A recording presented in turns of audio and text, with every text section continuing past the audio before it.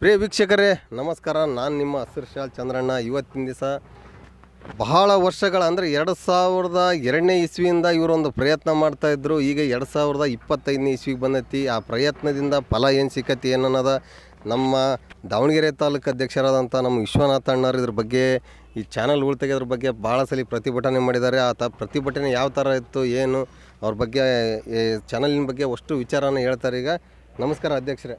ನಮಸ್ತೆ. ಎಷ್ಟು ವರ್ಷದಿಂದ ನೀವು ಪ್ರಯತ್ನ ಮಾಡ್ತಿದ್ದೀರಿ ಚಾನಲಿಂದ?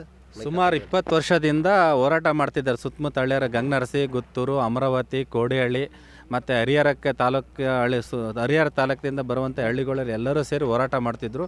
ಯಾವುದೇ ರೀತಿ ಪ್ರತಿಫಲ ಸಿಕ್ಕಿರೋದಿಲ್ಲ.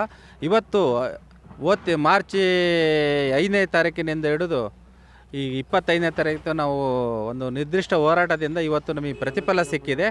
ಈ ಪ್ರತಿಫಲಕ್ಕೆ ಚಾನಲ್ ಹೂಳೆತ್ತೋದು ಮತ್ತು ಜಂಗಲ್ ತೆಗೆಯೋದು ಆಮೇಲೆ ಸಣ್ಣ ಪುಟ್ಟ ಕೆಲಸಗಳಿಗೂ ನಮಗೆ ಚಾಲನೆ ಸಿಕ್ಕಿದೆ.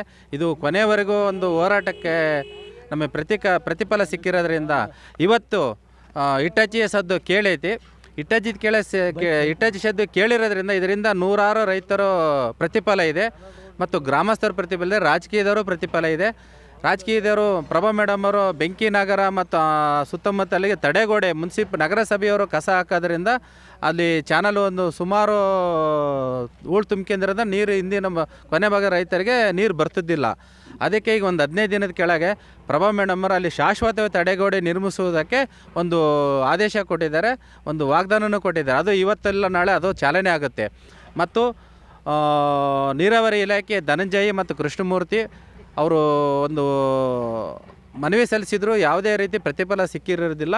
ಮೊನ್ನೆ ರವಿಕಾಂತ್ ಸರ್ ಅಂದು ನಾವು 2 ದಿನ ಧರಣಿ ಸತ್ಯಾಗ್ರಹ ಹಮ್ಮಿಕೊಂಡಿದ್ದಾಗ ರವಿಕಾಂತ್ ಸರ್ ಮತ್ತು ಚಂದ್ರಶೇಖರ್ ಪೂಜಾರಿ ಅವರು ಬಂದು ಎಲ್ಲ ಕುಂತ್ಕೊಂಡು ಯಾವ ಥರ ಮಾಡಬೇಕು, ಏನು ಮುಂದೆ ಯಾವ ಥರ ಮಾಡಿದ್ರೆ ಶಾಶ್ವತ ಪರಿಹಾರ ಸಿಗುತ್ತೆ ಅಂತ ಒಂದು ಎಸ್ಟಿಮೇಟ್ ಹಾಕಿ ಕುಂತಿದ್ದಕ್ಕೆ 49 ಲಕ್ಷ ಶಾಂಕ್ಷನ್ ಮಾಡೋಕ್ಕೆ ಒಂದು ಆದೇಶ ಕೊಟ್ಟು ವರ್ಕ್ ಆರ್ಡ್ರ್ ಇವತ್ತಿಂದ ಕೆಲಸ ಸ್ಟಾರ್ಟ್ ಮಾಡೋಕ್ಕೆ ನಮಗೆ ಒಂದು ವಾಗ್ದಾನ ಕೊಟ್ಟಿದ್ದಾರೆ.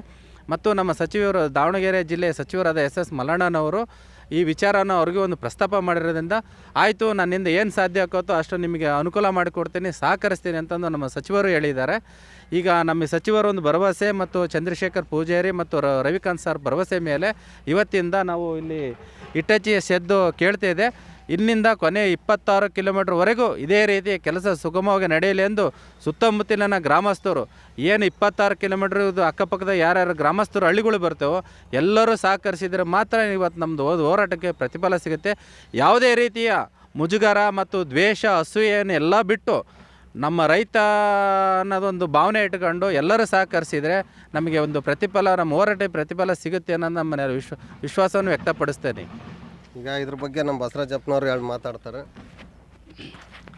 ಚಾನಲ್ನವ್ರ ಬಗ್ಗೆ ಹೋರಾಡಿದ್ದು ಪಾಪ ವಿಶ್ವನಾಥ್ ನಾವು ಎಲ್ಲ ಸೇರಿ ಕೋಡಿಹಳ್ಳಿ ಗ್ರಾಮಸ್ಥರು ಮೆಲೆಬೆನ್ನೂರಿನಲ್ಲಿ 3 ದಿವಸ ರಾತ್ರಿ ಹಗಲು ಸೊಳ್ಳೆ ನೀರು ಕೂಳು ಇಲ್ಲದೆ ಆ ರೀತಿಯೂ ಅವ್ರು ಮಾಡಿದರು. ಆದರೂ ಬಂದು ಒಬ್ಬರು ಯಾರೂ ಕೇಳಲಿಲ್ಲ. ಬಂದು ಲಾಸ್ಟ್ ದಿವಸ ಎಲ್ಲರೂ ಸೇರಿ ನಿಂತ್ಕೊಂಡು ಲಾಸ್ಟ್ ಬಂದು 49 ಲಕ್ಷ ಚಾನಲ್ ಕಂಪ್ಲೀಟ್ 26 ಕಿಲೋಮೀಟ್ರ್ ಮಾಡಿಸ್ಕೊಳ್ರಿ ಅಂತಂದು ಹೇಳಿ ಸ್ಯಾಂಕ್ಷನ್ ಮಾಡಿದ್ದಾರೆ. ಅದು ಎಲ್ಲ ನಿಂತ್ಕೊಂಡು ನಾವೆಲ್ಲ ಮಾಡಿಸ್ಕೊಂಡ್ರೆ ಮುಂದೆ ಭಾಳ ಅನುಕೂಲ ಆಗುತ್ತದೆ. ಆಮೇಲೆ ಇದೇ ರೀತಿ ಮುಂದೊಂದು 100-200 ಅಡಿ ಇದನ್ನು ಕಟ್ಟಲೇಬೇಕು. ಅದನ್ನು ಕಟ್ಟಲಿಲ್ಲದ್ರೆ ಆಗೋದಿಲ್ಲ. ಜಾಲ್ರಿ ಎಲ್ಲ ತೊಟ್ಲ ಕಟ್ಟಲಿದ್ರೆ ನೀರು ಬರೋದೇ ಇಲ್ಲ. ಫಸ್ಟ್ ಮೇನ್ ಇರೋದು ಅದೇ. ಪ್ರಭಾ ಮೇಡಮರು ಒಂದು ಸರಿ ಬಂದು 2 ಕಿಲೋಮೀಟ್ರು ನಾವು ಪೂರ್ತಿ ಕಟ್ಟಿಕೊಡೋ ಜವಾಬ್ದಾರಿ ನಮ್ಮದು ಅಂತ ಹೇಳಿ ತಡೆಗೋಡೆನೂ ಸ್ಯಾಂಕ್ಷನ್ ಮಾಡಿದ್ದಾರೆ. ಅಲ್ಲಿ ಕೌನ್ಸಿಲರ್ ಹತ್ರ ಹೋಗಿ ನಗರಸಭೆ ಕಮಿಷನ್ ಹತ್ರ ಮಾತಾಡ್ಕೊಂಡು ಅದು ಯಾವಾಗ ಇದು ಮಾಡೋಕ್ಕಿಸ್ತೀರಾ ಏನು ಅಂತಂದು ಕೇಳ್ಕೊಂಡು ನಾವು ಅದೊಂದು ಕೆಲಸ ಪ್ರಾರಂಭ ಮಾಡ್ತೇವೆ ಅಂತ ಹೇಳಿ ಕೇಳ್ತಿದ್ದೇವೆ ನಾವೀಗ. ಈಗ ನೀವು ಮೊನ್ನೆ ಉಪವಾಸ ಸತ್ಯಾಗ್ರಹ ಮಲೆಬೆನ್ನೂರನ್ನೇ ಕೂತ್ಕೊಂಡಾಗ ನಿಮ್ಗೆ ಏನು ಅನ್ನಿಸ್ತೀರಿ ಅವತ್ತಿನ ನೈಟ್? ನಿಮ್ಗೆ ಯಾಕೆ ಬೇಕಪ್ಪ ಅಂತ ಅನಿಸಲಿಲ್ಲ ಅದು? ಈಗ ರೈತರು ಹೋರಾಟ ಮಾಡಲಿಲ್ಲ ಅಂದರೆ ಯಾವುದೇ ಪ್ರತಿಫಲ ಸಿಗಲ್ಲ. 2 ದಿನ ಸೊಳ್ಳೆ ನಿದ್ದೆ ಇಲ್ಲದೆ, ಸೊಳ್ಳೆ ಕಾಟಕ್ಕೆ ಒಂದು ಗಾಳಿ ಇಲ್ಲದೆ ನಾವು ಹೋರಾಟ ಮಾಡಿ ನಾವು ಅನುಭವಿಸಿದ್ದೇವೆ ಅಂದರೆ ಆ ದೇವರಿಗೆ ಒಬ್ಬನಿಗೆ ಗೊತ್ತು. ಅದು ನಮ್ಗೆ ಹೇಳೋಕ್ಕೆ ನಾಚಿಕೆ ಆಗುತ್ತೆ. ಒಂದು ನೀರಾವರಿ ಇಲಾಖೆಯಲ್ಲಿ ಒಂದು ಫ್ಯಾನಿನ ವ್ಯವಸ್ಥೆ ಇಲ್ಲ, ಲೈಟಿನ ವ್ಯವಸ್ಥೆ ಇದೆ, ಒಂದು ಸೊಳ್ಳೆಗೇನು ಕಿಟಕಿಗಳಿಗೆ ಒಂದು ಸೊಳ್ಳೆ ಪರದೆ ಒಂದು ವ್ಯವಸ್ಥೆ ಮಾಡಿ ಇವತ್ತಿಂದ ಒಂದು ದಿನದ್ದಲ್ಲ, ಶಾಶ್ವತವಾಗಿ ಎಲ್ಲ ಪ್ರತಿಯೊಂದು ನಮ್ಮ ರಾಜ್ಯದಲ್ಲಿ ಏನು ನೀರಾವರಿ ಆಫೀಸ್ಗಳಿದ್ದಾವೋ ಎಲ್ಲದಕ್ಕೂ ಶಾಶ್ವತ ರೈತರಿಗೆ ಅನುಕೂಲ ಆಗಂಗಂದು ಒಂದು ಜಾಗ ಮಾಡೋಕ್ಕೆ ಅವರಲ್ಲಿ ನಾನು ಒಂದು ಮನವಿ ಮಾಡಿಕೊಳ್ತಿದ್ದೀನಿ. ಇಷ್ಟು ಹೇಳ್ತಾ ಈ ಒಂದು ಹೋರಾಟಕ್ಕೆ ಸಹಕರಿಸಿದಂಥ ಎಲ್ಲ ಗ್ರಾಮಸ್ಥರಿಗೂ, ಎಲ್ಲ ರೈತ ಮುಖಂಡರಿಗೂ ಮತ್ತು ಅಗಸನಕಟ್ಟೆ, ಸಿದ್ನೂರು, ಅಮರಾವತಿ, ಗಂಗನರಸಿ, ಆಮೇಲೆ ಗುತ್ತೂರು, ಕೋಡಿಹಳ್ಳಿ, ಆಮೇಲೆ ಸುತ್ತಮುತ್ತಲಿನ ಎಲ್ಲ ಗ್ರಾಮಸ್ಥರಿಗೂ ರೈತರ ಕೋಡಿಹಳ್ಳಿ ಚಂದ್ರಶೇಖರ್ ಬಣದ ರೈತರ ಪರವಾಗಿ ನಾನು ಅವ್ರಿಗೆ ಅಭಿನಂದಿಸುತ್ತೆ. ಜೈ ಜವಾನ್ ಜೈ ಕಿಸಾನ್. ಕರ್ನಾಟಕ ರಾಜ್ಯ ರೈತ ಸಂಘಕ್ಕೆ ಜಯವಾಗಲಿ, ಕರ್ನಾಟಕ ರಾಜ್ಯ ರೈತ ಸಂಘಕ್ಕೆ ಜಯವಾಗಲಿ, ಜಯವಾಗಲಿ. ಮಾತಾಡೋದು ಈ ದಿವಸ ಕರ್ನಾಟಕ ರಾಜ್ಯ ರೈತ ಸಂಘ ಮತ್ತು ಗ್ರಾಮಸ್ಥರ ನೆರವಿನಿಂದ ಕೋಡಿಹಳ್ಳಿ ಗ್ರಾಮಸ್ಥರು ಮತ್ತು ಮಹಿಳೆಯರು ಇದರಲ್ಲಿ ಭಾಗವಹಿಸಿದ್ರು ಪ್ರಮುಖವಾಗಿ. ಆಮೇಲೆ ಅಮರಾವತಿಯವರು ಭಾಗವಹಿಸಿದ್ರು. ಇದು ಸುಮಾರು 20 ವರ್ಷದಿಂದ ಹೋರಾಟ ಮಾಡಿದ್ರು, ಯಾವ ಪ್ರತಿಫಲ ಸಿಕ್ಕಿರಲಿಲ್ಲ.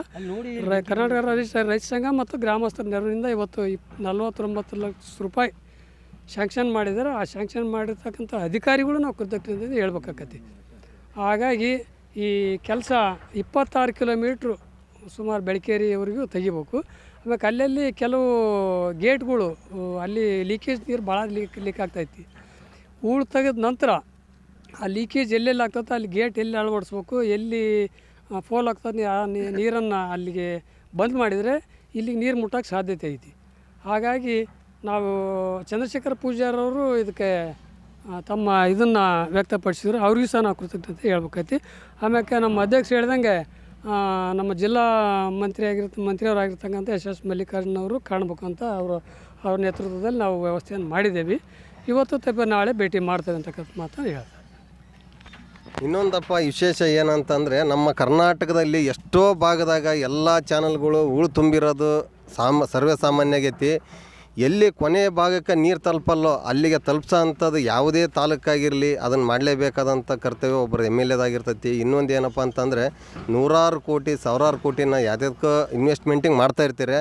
ನಾವು ನಮ್ಮ ರೈತರಿಗೆ ಏನಪ್ಪ ಮೇನ್ ಅಂತಂದ್ರೆ ಒಂದು ನೀರಿನ ವ್ಯವಸ್ಥೆ ಒಂದು ಕೊಟ್ಟರೆ, ಯಾಕಂದ್ರೆ ನಾಳೆ ದಿನಮಾನಗಳಲ್ಲಿ ಊಟದ್ದು ಕೂಡ ಒಂದು ಕೊರತೆ. ನೋಡ್ರಿ, ಈಗ ಸಾವಿರಾರು ಎಕರೆ ಜಮೀನು ಎಲ್ಲದು ಕೂಡ ಒಂದು ಬರಡಾಗೈತಿ. ಕಾರಣ ಇಷ್ಟೇ, ಈ ಹೂಳು ತುಂಬಿರೋ ಒಂದು ಕಾರಣದಿಂದ ಇದನ್ನು ಸಾವಿರಾರು ಎಕರೆ ಬರಡಾಗೈತಿ. ಆಮೇಲೆ ಇನ್ನೊಂದು ಏನಪ್ಪ ಅಂತಂದ್ರೆ, ಕೆಟ್ಟ ಜನಗಳಂತ ನಾವು ಯಾರನ್ನ ಕರಿತೀವಿ ಅಂತಂದ್ರೆ, ಈ ಚಾನಲ್ಲಿಗೆ ತಗೊಂಬಂದು ಹಾಕಿ ಅದನ್ನು ಅಲ್ಲೇದಲ್ಲೇ ಜಾಮ್ ಮಾಡ್ತಾರೆ. ಆಮೇಲೆ ಅದನ್ನು ಒಂದು ಸರಿಯಾದ ರೀತಿಯಾಗಿ ಒಂದು ತಡೆಗೋಡೆ ಕಟ್ಟೋದಾಗಿರಲಿ ಮಾಡಿದ್ರಪ್ಪ ಅಂತಂದ್ರೆ ನಾಳೆ ಎಲ್ಲ ರೈತರಿಗೂ ಉತ್ತಮ. ಆಮೇಲೆ ಇನ್ನೊಂದು ಏನಪ್ಪ ಅಂತಂದರೆ, ನೇಗಿಲ ಹಿಡಿದು ಹೊಲವನ್ನು ಉಳುವ ಯೋಗಿಯ ನೋಡಲ್ಲಿ ಅಂದಂಗೆ, ಆ ಯೋಗಿ ಅನ್ನೋ ಒಬ್ಬ ನಮ್ಮ ರೈತ ಏನು ಯೋಗಿ ಅಂತೇಳಿ ಏನು ಕರೆಸ್ಕೊಂಡಾನ, ದಿನನಿತ್ಯ ಏನೇ ಬೇಕಾಗಿದ್ರೂ ಬೆಳೆಯಂಥ ಏಕೈಕ ವ್ಯಕ್ತಿ ಅಂದ್ರೆ ನಮ್ಮ ರೈತರು. ನಮ್ಮ ರೈತರಿಗೆ ಗೌರವ ಕೊಡ್ರಿ. ಆಮೇಲೆ ಇನ್ನೊಂದು ಏನಪ್ಪ ಅಂತಂದ್ರೆ, ಅವರಿಗೆ ಬೆಳೆದಂಥ ಬೆಳೆಗೆ ಒಂದು ಒಳ್ಳೆ ಬೆಂಬಲ ಕೊಡ್ರಿ. ಈಗ ಇಷ್ಟು ಕೆಲಸ ಆಗೋದ್ರಿಂದ ಮತ್ತು ಸಾವಿರಾರು ಎಕರೆ ಒಳಗೆ ಒಂದು ಊಟದ ಜೋಳ ಹಾಕೋದು, ಒಂದು ಮೆಕ್ಕೆಜೋಳ ಹಾಕ್ಬೋದು, ಒಂದು ರಾಗಿ ಹಾಕ್ಬೋದು, ಒಂದು ಗೋಧಿ ಹಾಕ್ಬೋದು. ಯಾಕಂತಂದ್ರೆ ಭೂಮಿ ಅಂತೂ ಬರಡಲ್ಲ. ಇವತ್ತು ಯಾರು ಬೆನ್ಸೇ ಬೇಕಾದ್ರೆ ಮೋಸ ಮಾಡ್ತಾನೆ, ಭೂಮಿ ತಾಯಿ ಮಾತ್ರ ಯಾವತ್ತೂ ಮೋಸ ಮಾಡಲ್ಲ. ಇವತ್ತು ನಮ್ಮ ಭೂಮಿ ತಾಯಿ ಮಕ್ಕಳಾಗಿ ದುಡಿಬೇಕಂತ ಎಷ್ಟೋ ಜನದಲ್ಲಿ ಆಸೆ ಇರ್ತೈತಿ. ಆದರೆ ಪ್ರತಿಫಲವಾಗಿ ಅವರಿಗೆ ಸರಿಯಾದಂಥ ಒಂದು ನೀರಿನ ಕೊರತೆ, ಕರೆಂಟಿನ ಕೊರತೆ ಎರಡು ಇರ್ತೈತಿ. ನಾವು ನಮ್ಮ ರಾಜ್ಯ ಸರ್ಕಾರಕ್ಕೆ ನಾವು ಏನು ಕೇಳಲ್ಲ, ದಯವಿಟ್ಟು ರೈತರಿಗೆ ಕರೆಂಟು ಮತ್ತು ನೀರಿನ ಸೌಲಭ್ಯನ ಒದಗಿಸಿದರೆ ಮುಂದಿನ ದಿನಮಾನಗಳಲ್ಲಿ ನಾವು ಹೆಚ್ಚಾಗಿ ಬೆಳೆದ್ರೆ ರೇಟು ಕೂಡ ಒಂದು ನಮಗೆ ಅನುಕೂಲ ಸಿಕ್ಕರೆ ನಮಗೂ ಒಂದು ಒಳ್ಳೇದಾಗ್ತೈತಿ, ಸರ್ವಸಾಮಾನ್ಯ ಜನಕ್ಕೆ ಒಳ್ಳೇದಾಗ್ತೈತಿ ಅಂತ ಹೇಳ್ತಾ ಸಬ್ಸ್ಕ್ರೈಬ್ ಮಾಡಿರಿ, ಶೇರ್ ಮಾಡಿರಿ. ನಾನು ನಿಮ್ಮ ಅಸಿರ್ಶಾಲ್ ಚಂದ್ರಣ್ಣ. ನಮಸ್ಕಾರ.